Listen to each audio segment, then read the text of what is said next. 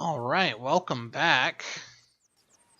And I appreciate you tuning in for another episode of Red Dead Redemption 2, or as we would call it, Red Dead Yarbdemption. Last time I kind of went through, I explored the camp, had a little stew, talked to people, showed you guys the chore system, and just kind of explored that. I mentioned the satchel. I mentioned quests. I'm not going to do a quest right now. I'm going to just jump on the horse. But before I do, I would say one of the best things that you can do to make your bond with your horse last and make your horse as efficient as possible, before you ever head out, go ahead and feed him. Give him a little pat. Later, when you get the brush, you can see the brush icon there. Go ahead and give him a little brush to keep him clean. And as you can see, the little logo that popped up on the right-hand side shows that you've gotten a little more bonding with your horse. You can also pat the horse. Oh, and you saw right there. Let's come back around here on the horse. You see Uncle right there. He's asleep. And as you can see, it's in yellow, which denotes that it will initiate a quest. But we're not doing that right now. We're going to head out of the camp here, and then I'm going to go over satchels and horse inventory real quick. And then we'll get into... Oh, got a bunch of critters there. You can see them scurrying. But let's get outside of the camp so I can kind of move at full speed. And I have a little wider opening. I can see the world a bit better. Look at that. Look at the coyotes, birds, things like that. All right. So, again, with the horse, it's not a lot of high maintenance. You see the little logo there. You can just tap the left stick as a button. He'll pat the horse. You do that a few times, the horse will give you a little bit of, hey, I like you, which is, it's your way of leveling the horse. Bonding with the horse levels the horse. Whereas you can do things to level yourself, and we'll go over that here in a little bit as well. So the satchel. With the satchel, you have the ability to obviously carry all of your stuff. So in the first section, you have your recent items, things that you've interacted with relatively recently. You also have items that you can come across in the wild, like these little pamphlets, like this, cover scent. And you go to read it, and then once you read that pamphlet, it will actually give you the ability to mask your scent. Or a recipe for a kind of food or something you can craft.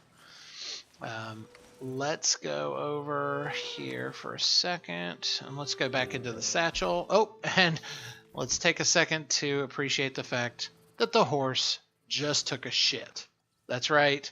Rockstar, in addition to making horse testicles that will pull up in the cold, if you don't believe me, Google it. They will randomly take a shit. And you just saw it. Let's go back to the satchel. So inside the satchel, you also have your tonics, which is where you have your snake oils and your chewing tobaccos and things like that for healing. You have your ingredients for crafting. You have your materials for, I would assume, like food and things of that nature. You have your kit, where you have your watch, your any trinkets or totems you may. I think I got that for pre-order. I can't remember. You got your camera, which allows you to do big vista pictures or selfies, things like that. You have your bandana. Those of you who played the original, the bandana does not work the same way. So it's not like in the original where you could put it on, commit a crime, and then run around a corner, take it off, and nobody even knew who you were there.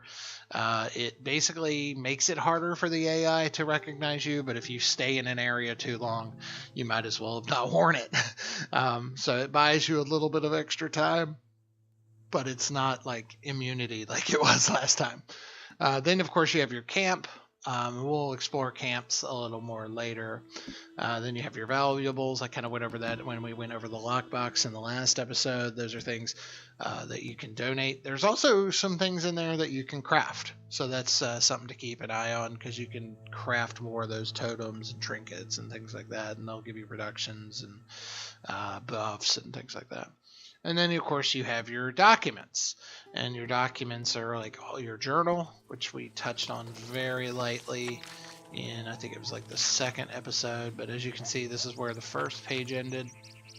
And then now he's added a couple of things, sketches of the Horseshoe Overlook. And so there you go. So some new elements there. You can look at the gang's savings, which is sort of a lockbox that that Dutch has somewhere else. And then you can look at different chapters. And you can zoom in, you can do all that stuff. So that's his journal, just sort of a re-exploring of that. And then again, we're back here. You also have like all your recipes, all the books you pick up, letters that you might find, notes that you might find, and these things, cigarette cards. So if right now we saw the one earlier, I think it was Black Bell. Yeah, excuse me, sorry. Black Bell. And cigarettes did, in fact, at one point come with cards. So that's neat. Before we go into the horse inventory, because I want to go over that as well, you can see these plants right here. They're herbs that I can now pick and examine, so we're going to do that, and then it'll recognize that. And what is it? It is yarrow. So now I have the herbalist challenge, or herbalist challenge, however you want to pronounce it. And I can craft and eat these herbs. And you can do that. So now with the horse, in addition, oh, I think these are craftable as well. Yep. Or pickable as well. So let's pick these. And that was Indian tobacco. Now, oh, hold on. It's me. Hope you've been good out Karen there. is on watch, and she saw somebody looming, so she yelled out. When you're in Deadeye or Eagle Eye, you can see not only the scent coming off of me, which is helpful for hunting, but you can see the little scent particles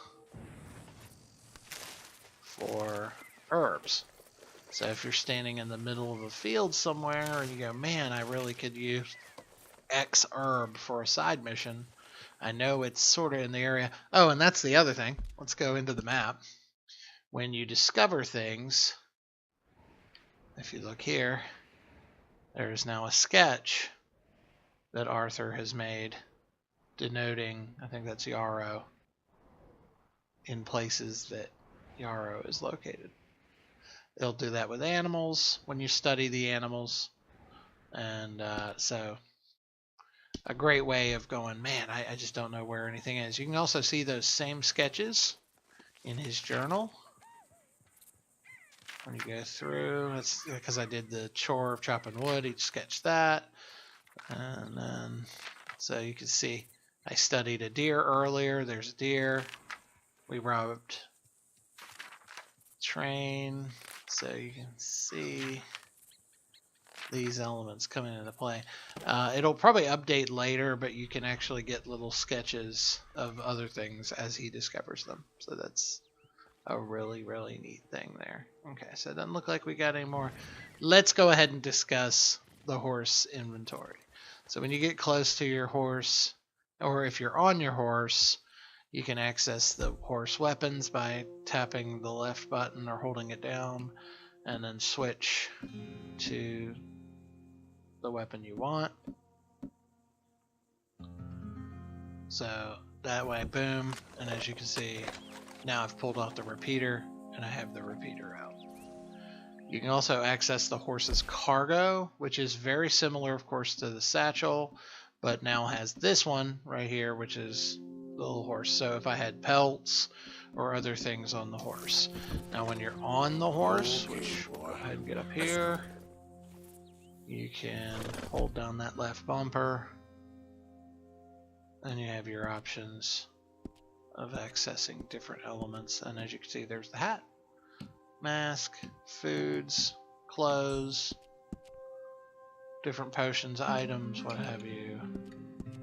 And then, of course, again, the various weapons. So there we are. Alright, so we got a little bit of time left. Let's do some hunting. I'll go into that a little bit. And hunting is very, very different in the new game. In the original game, you just see an animal, you shoot it. John hovers over it, and as I believe I mentioned, that'll fetch a good price. You know, that's the same 2 or 3 things that he would say. I got this guy over here. Hold on, before we get hunting, let's go talk to this guy here.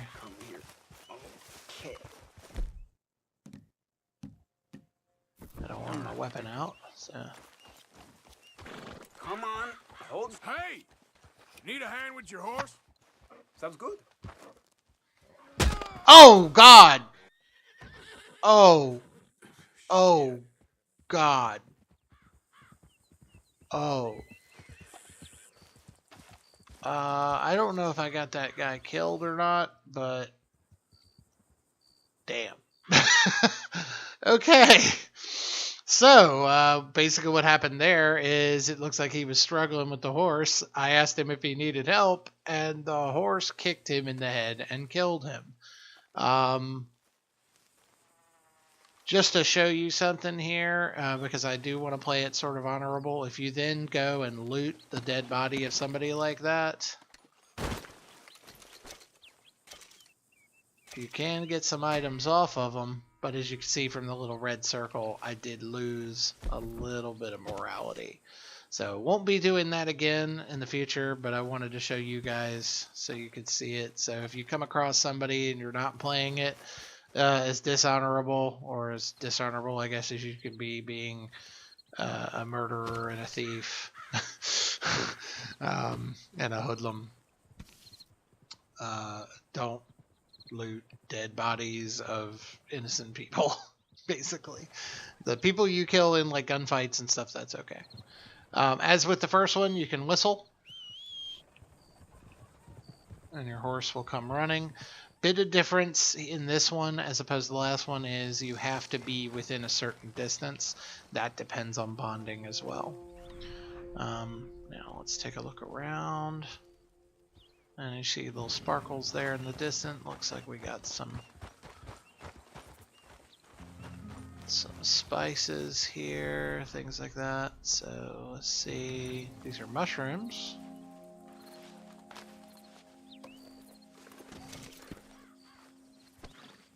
And as you can see there, you can eat things, but of course as you pick things up, it will give you more and more knowledge.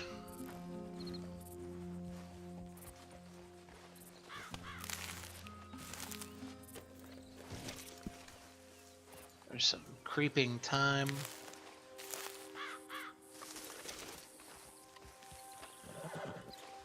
And it's a deadeye herb, so if, say, you're out and about, you don't have cigarettes and you want more, but you want to get some deadeye back, you can use the herb as a way of doing that. Cannot carry any more yarrow, so since I can't carry it, if I wanted to, I can pick it and eat it. And I give myself that little boost. We got something over here.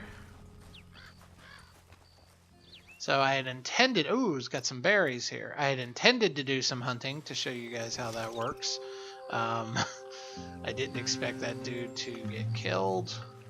And that kind of changed the path here a little bit. But we're gonna, for now, I guess what we're going to do is we're going to gather herbs, and then if we start to see some animals scurry, we'll do some hunting. I'm trying to keep these all roughly in like a 20-minute or less. I know the first couple ran long because just again the missions automatically jump you in and you have to.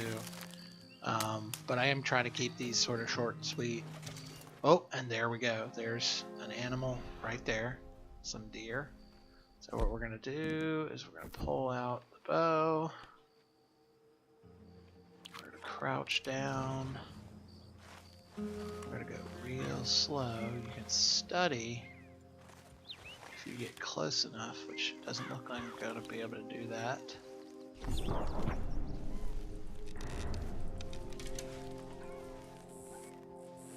I think somebody just shot in the background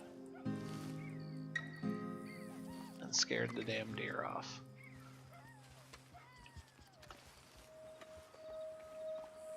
That's exactly what happened. Something. You can see the guy walking away or coming up, so.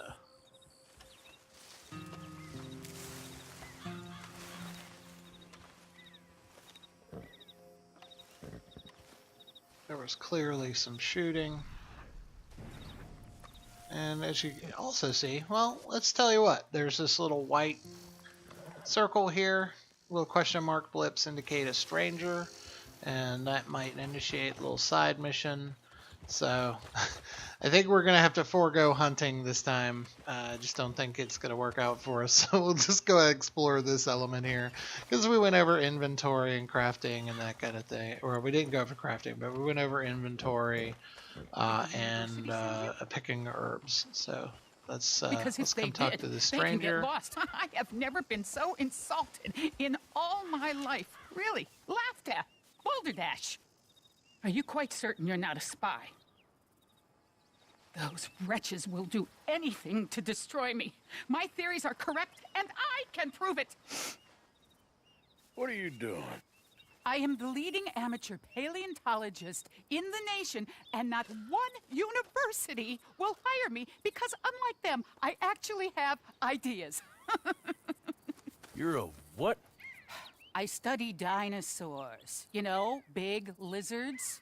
Are they real? Of course they're real, you nincompoop. And everywhere. Everywhere?